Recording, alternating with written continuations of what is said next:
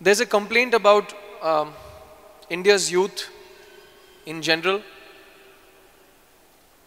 that they're very good at announcing problems, at pointing out problems. And I won't take names, but some of India's so-called future, some certain activists who think India should be run differently, are very good at pointing out problems.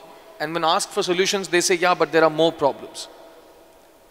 As somebody who's been asked this by different people from different walks of life, do you think there's a systemic problem with us and accepting solutions because they're harsh? And to extend that point, I have a genuine concern with a lot of people that I see around me, and I think as Indians we need to ask ourselves why this happens.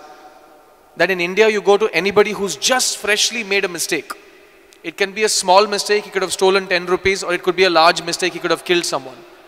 The moment you go and hold his collar and ask him why he did it, he says, you have not been in my shoes. You have not gone through my circumstances. For some reason that justifies doing a wrong thing. But if somebody comes and points fingers at problems, we all join together and say, हाँ वो चोर है. When the truth is we don't actually stop and look within ourselves. Is this a systemic problem with this country? Because we were discussing earlier about even unhappy countries like China being better off than us when it comes to individual morality and individual responsibility.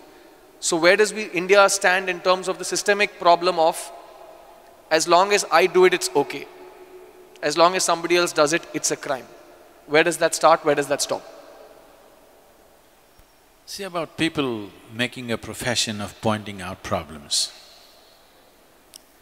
This is becoming a serious problem, okay. You try to do anything in this country, they want to stop it. You want to build a dam, there's a protest. You want a nuclear project, there's a protest. Thermal project, protest. Windmill, protest.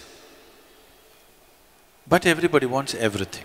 In their homes, they want all the gadgets, they want 24 hours power, they want everything going.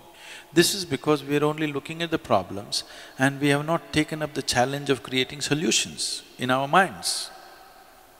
I think this is a kind of a pre-independence hangover, because Mahatma Gandhi brilliantly designed a revolt against the British, not by killing them, not by shooting at them, not by bombing installations, but simply by stopping activity. Bandh, Hartal, Satyagraha came from there. It was a brilliant device for those days because we were conquered. But even today, if you want to become a leader, I'm just telling you, this is a secret, okay? Suppose you want to become a political leader, don't try to build a road, build a dam, do this, do that. No. Gather 100 of your fans and block a highway. Make our lives miserable. You will become a leader. Yes, unfortunately, yes. You stop the train, you stop the road, you cut the water, cut the electricity, you will become a leader. If you make something happen, you will get ignored, of course. Making the nation go and making the nation stop are two different kinds of technologies. Mahatma Gandhi mastered the art of making the nation stop, and it was contextually the right thing to do for those times, because we were being ruled by somebody else. But we are still doing the same thing. State governments are demanding that they must have a right to call for a bandh. Bandh means closure. I cannot understand how an administration can call for a bandh but they're actually saying it's their right to call for a bandh. Close down something and you'll rise in your prominence. This must change.